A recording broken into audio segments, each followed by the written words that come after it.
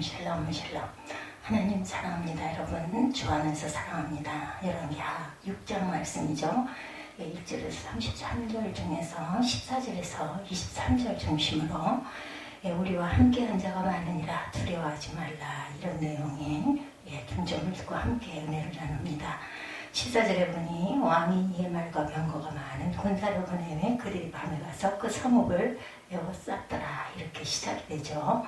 그리고 23절 말씀에는 왕이 위하여 음식을 많이 베풀고 그들이 먹고 마시니 놓아보내니 그들이 주인에게로 돌아가니라. 이로부터 아람 군사의 부대가 다시는 이스라엘 땅에 들어오지 못했다 말씀하죠. 누가복음 14장 16절에도 증거하고 있습니다. 5장에 우리가 함께 나눴던 말씀은 나아만의 나병 치유에 관한 말씀을 나눴죠. 명예와 권력을 잡던 나아만 장군은 나병으로 큰 고민을 했어요. 그 시절에는 이 나병에 걸리면 고치지를 못하는 병이었죠. 오죽하면 하늘이 내리는 벌이다, 천역이다, 이렇게 이름이 붙을 정도로 나병에 걸리면 거의 죽었습니다.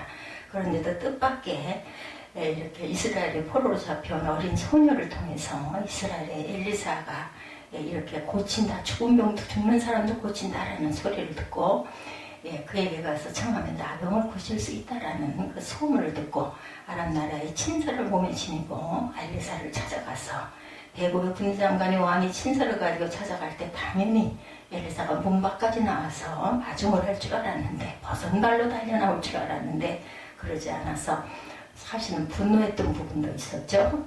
그러나 끝까지 겸손하게 하라는 대로 그대로 해가지고 고침을 받는 역사가 있었습니다.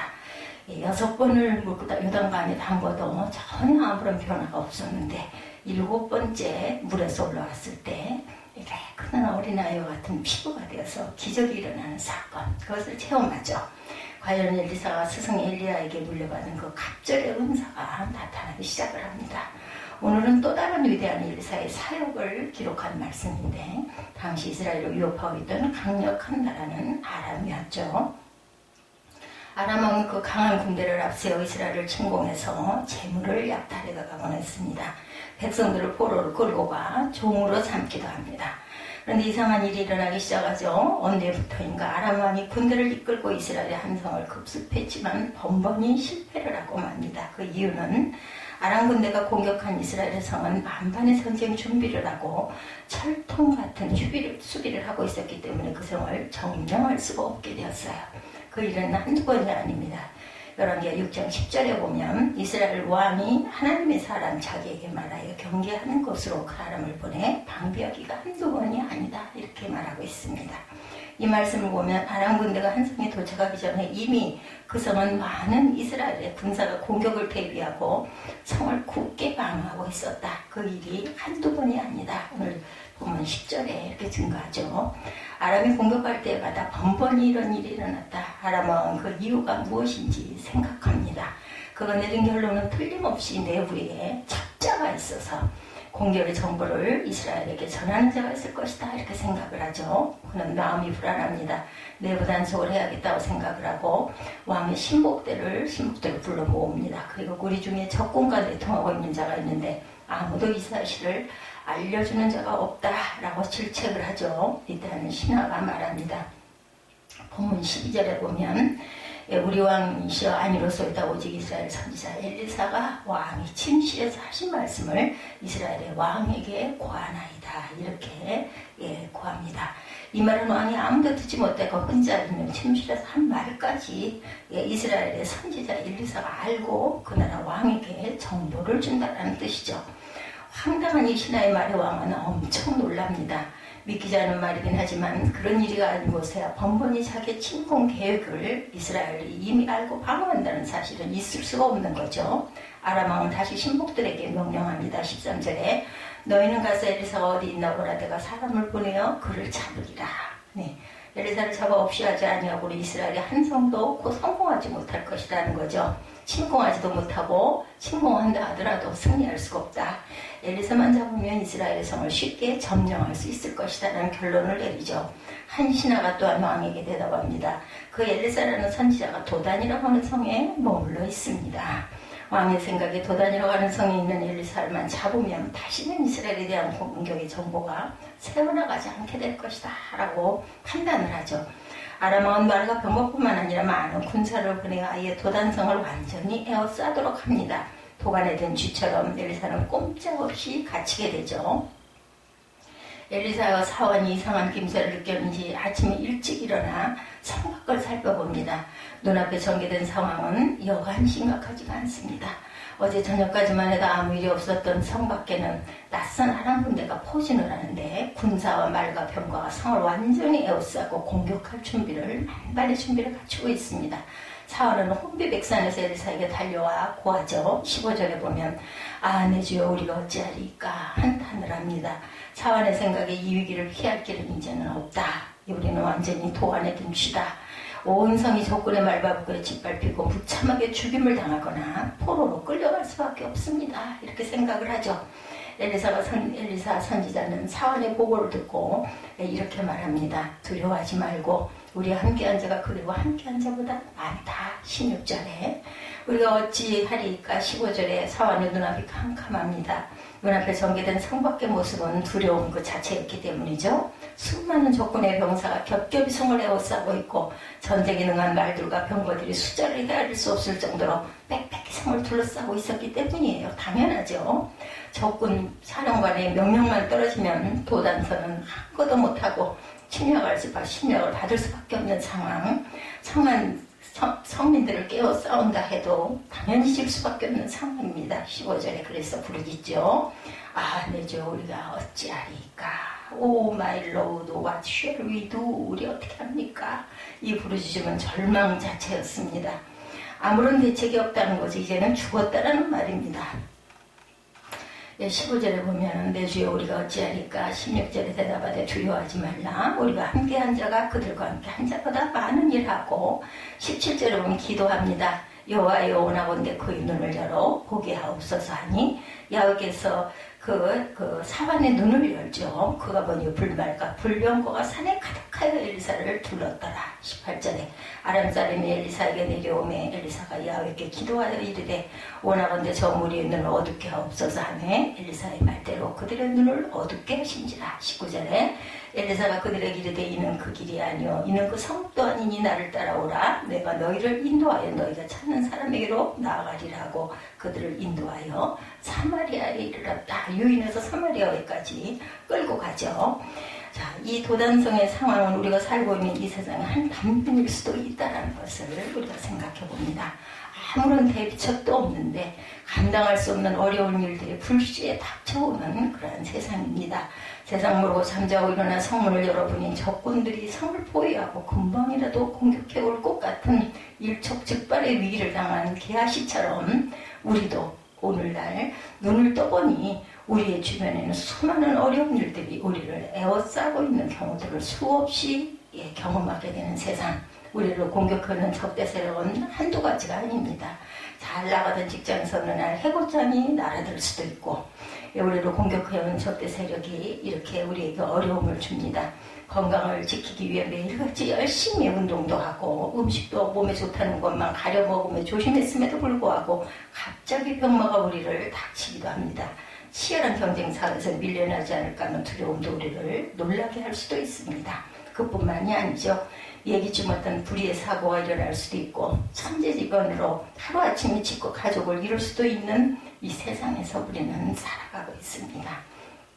적국에 포위당하는 도단성과 같이 우리가 살고 있는 이 세상에 우리를 포위하고 있는 적대 세력, 이 적대 세력이 언제 무엇으로 어떤 상황으로 터질는지 우리는 아무도 모르죠. 일촉즉발의 위기 속에 어찌 보면 우리 인생 사는 게 외줄타기 같다. 저는 이런 생각이 들기도 합니다. 엘리사 선지자의 사환이 두려워할 수밖에 없는 이유는 실제로 적의 위협 앞에 도단성이 놓여있기 때문이에요. 사실이에요. 현실이에요. 그렇죠? 우리가 어떻게 해야겠나라고 그가 부르짖는 일은 당연합니다. 만일 그가 이런 모습을 보고도 노래를 부르고 있다면 그건 정신에 문제가 있는 거죠. 게하시는 하나님의 종이 엘리사에게 달려와서 위험한 상황을 보고합니다. 그리고 두려움에 떨죠. 엘리사는 사원에게 두려워하지 말라. Don't be afraid. 두려워하지 말라고 얘기합니다. 엘리사의 이 말은 게하시에게는 아주 충격적인 말입니다. 아마도 직접 눈으로 이 위험한 상황을 엘리사 선지자가 보지 않아서 두려워하지 말라고 한다. 이런 생각을 했을 수도 있겠죠. 게하시 생각으로는 둘러서서 몸이라도 숨길 수 있는 곳을 찾아 나서는 것이 당연하다고 생각을 합니다. 그러나 스승의 태도는 전혀 예상 밖입니다. 좌불안석하고 있는 게하시에게 엘리사는 조금도 서두르는 기색도 없이 당황함도 없이 두려워하지 말라고 말씀하죠. 게하시는 이 위험한 때 스승이 무엇인가 행동을 취해야 할 때라고 생각을 하는데 게하시의 보고를 받자마자 벌떡 일어나 위기를 대처하는 행동으로 옮기기를 기대했는데 게하시가 한 말은 우리가 어떻게 합니까? 라는 말은 행동의 결단을 요구하는 뜻이 들어있어요. 무엇인가 해야 할 때가 왔다고 판단한 거죠. 스승이 벌떡 일어나 어떤 반응을 보여주기를 기대했습니다. What should do? 우리가 어떤 일을 해야 합니까? 행동을 기대하는 말입니다. 그는 자신이나 스승이 무엇인가 해야 된다 이 생각이 든 거죠. 스스로 이 난국을 타개하기 위하여 결단을 해야 하고 행동으로 옮겨야 할 것이다. 그러나 엘리사 선지자는 어떤 행동을 취한 것이 아니고 두려워하지 말라 이 말 한마디였습니다. 이 위기를 모면하기 위하여 도망을 가는 것도 아니었고 나가서 용감하게 싸우는 것도 아니었습니다. 게하시나 엘리사가 할 일은 아무것도 없었습니다. 우리는 이수하는 생각과 태도를 우리가 깊이 묵상해야 합니다. 오늘 우리가 이와 비슷한 일을 당할 때 우리는 과연 어떤 태도를 취하시겠습니까? 게하시처럼 무엇인가 서둘러 해야 한다고 좌불안석을 할 수도 있고 사방 연락을 취해서 어려움을 해결해 달라고 요청할 수도 있습니다. 아니면 절망적으로 부르짖으며 탄식할 수도 있겠죠. 우리가 해야 할 일들 What shall I do라고 외칠 수도 있겠죠. 이런 자세는 게하시와 같은 모습입니다. 엘리사는 게하시의 태도와는 달랐죠. 보호를 받고도 안절부절하지 않고 서둘러 그 자리를 피할 생각은 더욱 하지 않습니다. 오히려 게하시에게 두려워하지 말아라 안심을 시키죠. 우리가 염려한다고 일이 잘 해결되는 것은 사실은 아닙니다. 그럼에도 불구하고 많은 사람은 염려를 해야만 해결될 것 같이 착각들을 합니다. 어려운 일을 당하면 불안해하고 근심하고 두려워하죠. 이스라엘 백성들이 홍해 앞에 서게 되었을 때를 기억하시기 바랍니다. 뒤에는 바로의 군대가 화죽지세로 이스라엘 백성을 공격해오고 있고 앞으로 나갈 때는 홍해 바다가 가로막혀 있습니다. 백성들은 요동하죠. 불안과 공포에 휩쓸립니다. 모세를 향하여 삿대질을 하며 원망을 퍼붓습니다. 출애굽 매장지가 없어 당신이 우리를 이끌어내어 이 광야에서 죽게 하느냐. 출애굽 14장이죠. 백성들은 빨리 일어나 도망을 가야 한다라고 생각을 하죠. 아니면 저절로 훈련된 애국의 병사들에게 다 죽임을 당할 것이라고 걱정을 태산같이 합니다. 이때 모세가 한 말은 다음과 같습니다. 출애굽 14장 13절에 너희는 두려워하지 말고 가만히 서서 야훼 그 손을 너희를 위하여 행하시는 구원을 보라 말씀하죠. 놀랍게 모세가 엘리사보다 훨씬 오래전에 한 말도 엘리사의 말과 동일했습니다. 두려워하지 말아라. Don't afraid. 그리고 백성들로 하여금 무엇인가 서둘러 하라고 하지도 않습니다. 오히려 모세가 한 말은 가만히 서 있어라. 엘리사가 게하시게 한 말도 두려워하지 말라고 말한 거죠.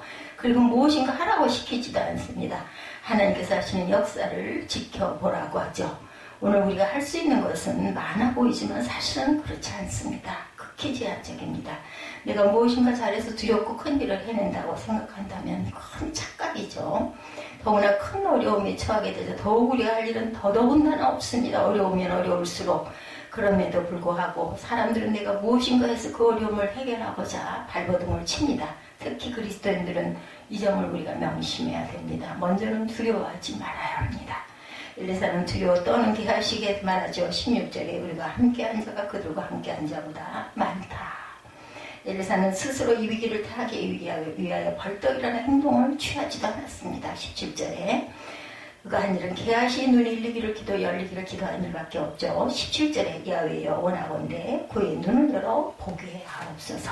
지금까지 게하시가 소경으로 살아온 것은 아니었어요. 그의 눈이 어두운 것도 아니었습니다. 그는 아침 일찍 일어나 성 밖에 나갔고 눈앞에 펼쳐지는 그 전경을 두 눈으로 똑똑히 보았습니다. 그럼에도 불구하고 엘리사는 게하시의 눈이 떠지기를 기도합니다. 그동안 게하시가 본 것은 성 밖에 많은 아람 군사들이었죠. 그러나 엘리사가 게하시의 눈이 열리기를 기도한 것은 성 밖에 진치고 있는 아람 군대만 볼 수 있는 눈이 아닌 도단과 엘사를 완벽하게 지키고 있는 불말과 불병거를 볼 수 있는 눈을 뜨게 해달라 이렇게 기도한 거죠. 하나님께서 엘리사의 기도를 들어주십니다. 갑자기 게하시 눈이 밝아지고 그동안 전혀 보지 못했던 놀라운 광경이 펼쳐집니다. 하늘에 둘러 진치고 있는 하나님의 군대를 보게 되죠. 창밖에 진치고 있는 아람 군대는 거기에 비하니 너무나 초라해 보입니다. 씩씩하고 강력한 불말과 불병거가 엘리사를 철동같이 지키고 있습니다. 이 광경을 보는 순간 모든 근심과 불안이 사라지죠. 두려움이 제거됩니다. 이 세상만 볼 줄 아는 사람은 그것이 다라고 생각을 하죠. 눈에 보이는 아람 군대만이 가장 강하고 두려운 군사라고 착각을 합니다. 그러나 하늘을 바라볼 수 있는 눈이 밝아지면 이 세상의 군대는 너무나 초라하게 보일 뿐이죠. 훨씬 더 강력하고 능력 있는 하나님의 군대가 우리를 보호하고 계심을 우리는 봅니다. 이 세상에는 이렇게 눈에 보이는 것만이 다가 아닌 더 큰 세계가 펼쳐져 있다는 것. 우리의 영적 눈이 뜨여졌을 때 두려움은 사라지고 마음에 참 평강이 임한다는 것을 기억하는 저와 여러분이 되시기를 주님의 이름으로 축복합니다. 육체의 세계만이 모든 존재가 아니죠. 그보다 더 중요한 존재는 영혼과 정신의 마음의 세계. 주님께서 말씀하죠. 마음이 온유한 자가 복이 있나니 마음이 청결한 자가 복이 있나니. 손에 잡히는 물질만이 소중한 것이 아니고 손에 잡히지 않는 더 소중하고 귀한 존재들이 수없이 많다. 믿음과 사랑과 소망을 보이지 않는 존재들이죠. 인간 세계에서 이 세 가지는 너무나 소중한 가치가 있습니다. 우리가 서로를 신뢰할 수 있는 믿음, 서로를 아끼고 소중하게 여기는 그러한 사랑의 가치, 그리고 절망하지 않고 밝은 소망을 마음에 품고 살아가는 사람들이 참으로 복된 자들이죠. 성밖에 진치고 있는 아람 군대만을 보고 두려움에 빠지지 말기를 기도하시기 바랍니다. 우리를 향하여 공격하고 있는 세상의 세력 앞에 두려워하고 절망에 빠지지 말기를 바랍니다. 우리가 어떤 행동을 취해서 이 위기를 모면할까 염려하기 전에 조용히 우리가 위에서 우리를 내려다보고 계시는 주님을 향하여 눈을 뜨는 그런 역사가 일어나기 바랍니다. 그리고 두려워하지 않는 믿음으로 하나님께서 예비하신 하늘의 천군 천사의 안전한 보호를 의지하시기 바랍니다. 우리를 사랑하시는 하나님 아버지께서 이 세상에 우리를 공격하려는 무수한 적대 세력보다 훨씬 더 강력한 하나님의 불말과 불병거로 우리를 보호하고 계신다는 것. 아람의 군사보다 훨씬 더 많은 하나님의 군대로 우리를 지키고 보호하고 계시는 주님께서 약속하십니다. 너희가 세상에서 환난을 당하나 담대하라. 내가 세상을 이기었노라. 이 말씀이 저와 여러분에게 주시는 귀한 힘과 능력의 말씀이 되시기를 주님의 이름으로 축복합니다. 너희가 세상에서 환난을 당하나 담대하라. 내가 세상을 이기었노라. 요한복음 16장 33절 말씀입니다. 기도하시겠습니다.